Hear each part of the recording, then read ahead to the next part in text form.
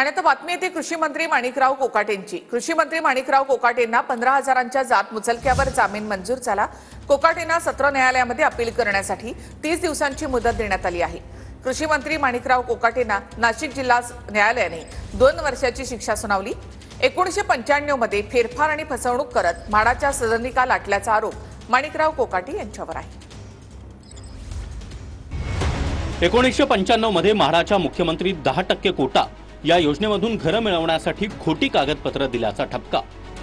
स्वतःचं घर नसल्याचं, उत्पन्न कमी असल्याचं सांगून 2 घरं पदरात पाडून घेतली।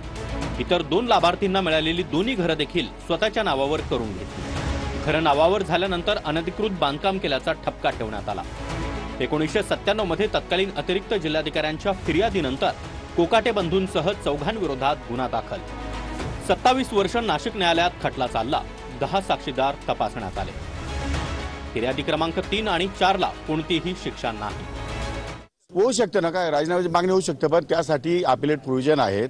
राजकीय दृष्ट्या देशामध्ये अशा प्रकारचे अनेक निकाल झालेले आहेत आणि त्या दृष्टिकोनातून मी अपिलामध्ये जाणार आहे, हायकोर्टामध्ये जाणार आहे।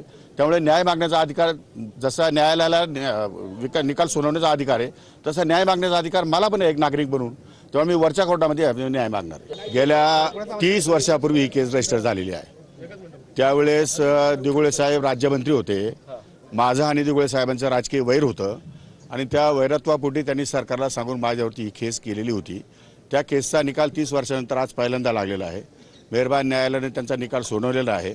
निकालपत्र हे मोठं आहे, 40 पानाचं आहे। मी अजून वाचलेलं नाही, वाचून त्या संदर्भात मी आपल्याला व्यवस्थितपणे मार्गदर्शन करेल। लोक सांगत राहतात की आमच्यावर आरोप झालाय, पण आरोप सिद्ध कुठे झालेला आहे? सिद्ध झाल्यावर आम्ही राजीनामा देऊ। मात्र माणिकराव कोकाटे यांच्यावर 97 सालचा आरोप, 25 साली त्याचा निकाल येतोय आणि आरोप सिद्ध होऊन त्याच्यात त्यांना 2 वर्षाची शिक्षा होते। 2 वर्षाची किंवा 2 पेक्षा जास्त शिक्षा होऊ नये म्हणजे व्यक्ती मंत्रिमंडळातून तर बाहेर पडतेच पडते, परंतु त्याचे सदस्यत्व सुद्धा रद्द झाले पाहिजे। खरं म्हणजे राजीनामा हा नैतिकतेचा प्रश्न आहे।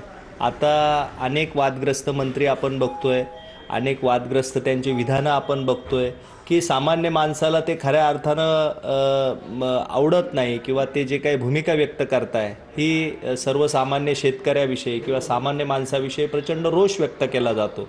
ज्यावेळेस एखादा लोकप्रतिनिधी कुठंतरी भ्रष्टाचारात अटकतो, कुठंतरी शासनाची फसवणूक करून अशा पद्धतीचे निकाल येतात, त्यावेळेस आपण जनतेचं प्रतिनिधित्व करतोय, त्यावेळेस आपल्याला ही नैतिकता राहत नाही की जनतेला आपण कुठल्या गोष्टींनी सामोरं गेलं पाहिजे।